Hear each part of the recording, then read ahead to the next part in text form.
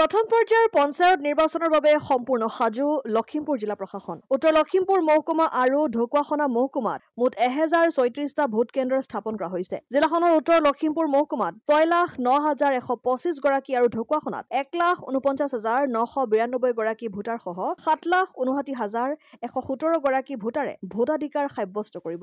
নিৰ্বাচনত উত্তৰ লখিমপুৰ মহকুমাত 15টা জিলা পৰিষদ, 61টা আঞ্চলিক পঞ্চায়ত সদস্য আৰু 610টা গাঁও পঞ্চায়তৰ ৱাৰ্ড সদস্যৰ বিপৰীতে ঢকুৱাখনাত 4টা জিলা পৰিষদ সমষ্টি, 22টা আঞ্চলিক পঞ্চায়ত সদস্য আৰু 220টা গাঁও পঞ্চায়তৰ ৱাৰ্ড সদস্য পদত প্ৰাৰ্থীয়ে প্ৰতিদ্বন্দ্বিতাত নামিছে। তেনেদৰে লখিমপুৰত 15টা জিলা পৰিষদ সমষ্টিৰ পদত 50 গৰাকী আৰু ঢকুৱাখনাত 4টা জিলা পৰিষদ সমষ্টিৰ পদত 10 গৰাকীয়ে প্ৰতিদ্বন্দ্বিতা আগবঢ়াইছে। জিলাখনত পঞ্চায়ত নিৰ্বাচনত জিলা পৰিষদ সমষ্টি, আঞ্চলিক পঞ্চায়ত সদস্য আৰু ৱাৰ্ড সদস্যকে ধৰি মুঠ 3,067 গৰাকী প্ৰাৰ্থীয়ে প্ৰতিদ্বন্দ্বিতাত নামিছে।